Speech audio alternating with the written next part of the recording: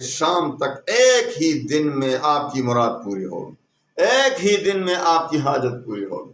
خواہ آپ جس مقصد کے لیے پڑھیں گے تو شام تک آپ کی مراد پوری ہو جائے گی، آپ کی حاجت پوری ہو جائے گی، آپ کا مشکل حل ہو جائے گا۔ تین الفاظ آپ یقین کریں، اللہ کی قسم اس میں اتنے تاثیرات ہیں کہ میں اس کی صحیح تعریف نہیں کرتا۔ میں صبح کو پڑھتا ہوں، تین الفاظ ہیں، صبح پڑھیں گے تو انشاءاللہ عصر کی نماز تک آپ کی حاجت پوری ہو دیکھ لیں۔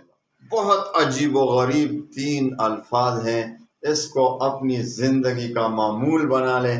جب بھی آپ کو کوئی ضرورت پیش آ جائے، آپ کو کوئی سخت ترین مشکل پیش آ جائے، آپ کو کوئی ایسی حاجت پیش آ جائے بالکل ناممکن۔ الحمدللہ وکفا وسلام علی عبادہ الذین اصطفی، اما بعد فاعوذ باللہ من الشیطان الرجیم، بسم اللہ الرحمن الرحیم۔ السلام علیکم ورحمۃ اللہ وبرکاتہ۔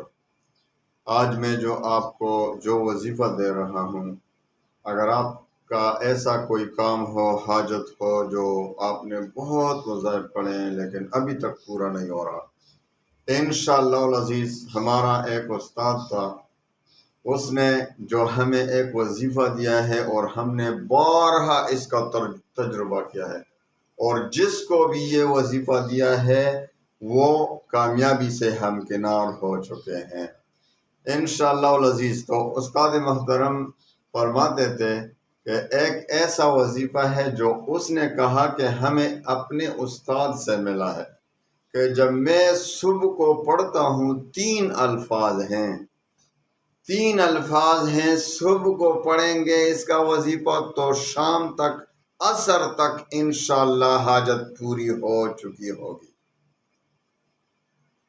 صبح پڑھیں گے تو انشاءاللہ عصر کی نماز تک آپ کی حاجت پوری ہوگی انشاءاللہ۔ آزما کر دیکھ لیں، بہت عجیب و غریب تین الفاظ ہیں، اس کو اپنی زندگی کا معمول بنا لیں۔ جب بھی آپ کو کوئی ضرورت پیش آ جائے، آپ کو کوئی سخت ترین مشکل پیش آ جائے، آپ کو کوئی ایسی حاجت پیش آ جائے بالکل ناممکن ہو، اللہ کے سامنے کون سی چیز ہے جو ناممکن ہے؟ اللہ کے سامنے کوئی بھی چیز ناممکن نہیں، اللہ سب کچھ کر سکتا ہے۔ ان اللہ علی کل شیء قدیر۔ تو آپ یوں نہ سمجھے کہ ایسا کام ہے کہ ناممکن ہے، آپ کو ناممکن ہے، اللہ کے لیے کوئی ناممکن نہیں۔ اور یہ تین الفاظ اسم اعظم ہے، اسم اعظم۔ جو بھی ان تین الفاظ کا وظیفہ پڑھے گا، انشاءاللہ صبح کو پڑھے گا تو شام سے پہلے عصر تک انشاءاللہ اس کی وہ حاجت پوری ہو چکی ہوگی جس کے لیے یہ وظیفہ پڑھا ہے۔ لیکن یاد رکھیں، دل سے پڑھنا ہے، اخلاصی نیت کے ساتھ پڑھنا ہے، جائز کام کے لیے پڑھنا ہے، اور اللہ پر یقین اور اعتماد کامل ہونا چاہیے۔ اور دوسری بات کہ وظیفے کے لیے کوئی اجازت مانگنے کی ضرورت نہیں۔ میرے وظیفوں کی اجازت عام ہے، بار بار کمنٹ میں لوگ اجازت مانگتے ہیں، اجازت نہ مانگا کریں، کیونکہ میرا اجازت عام ہے اس شرط کے ساتھ کہ 5 وقت کی نماز پڑھیں گے تو تب آپ کا وظیفہ کام کرے گا، اور رزق حلال کی طلب کریں گے۔ جب آپ کے پیٹ میں حرام پڑا ہوگا تو آپ کی نماز قبول نہیں ہوگی، وظیفہ کس طرح قبول ہوگا؟ تو 2 شرطوں پر عمل کریں، 5 وقت کی نماز پڑھیں اور رزق حلال کی طلب کریں، اور پھر وظیفہ پڑھیں، انشاءاللہ وظیفے کا مزہ ہی کچھ اور ہوگا۔ تو اب وظیفے کی طرف آتے ہیں۔ صبح کو پڑھیں گے تو انشاءاللہ شام سے پہلے آپ کی حاجت پوری ہوگی۔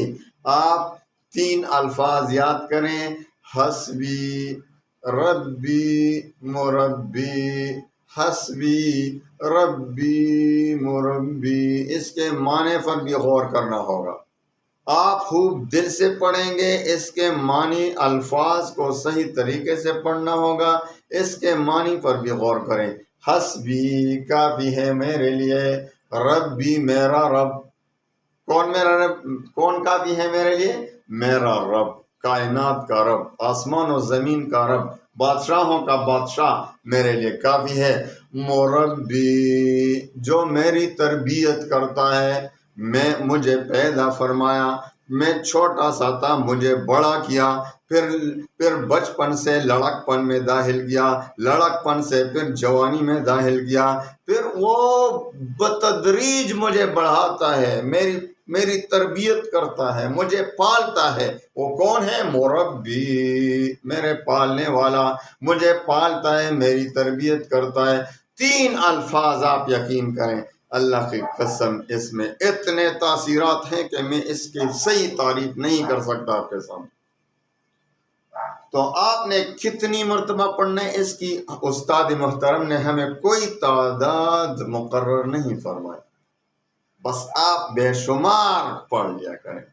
صبح آپ کو کوئی حاجت ہو تو آپ جب بھی یہ ضروری نہیں کہ آپ صبح ہی کو پڑھیں گے، جب بھی آپ کو کوئی ضرورت پیش آ جائے، کوئی حاجت پیش آ جائے تو اسی وقت پڑھ لیا کریں۔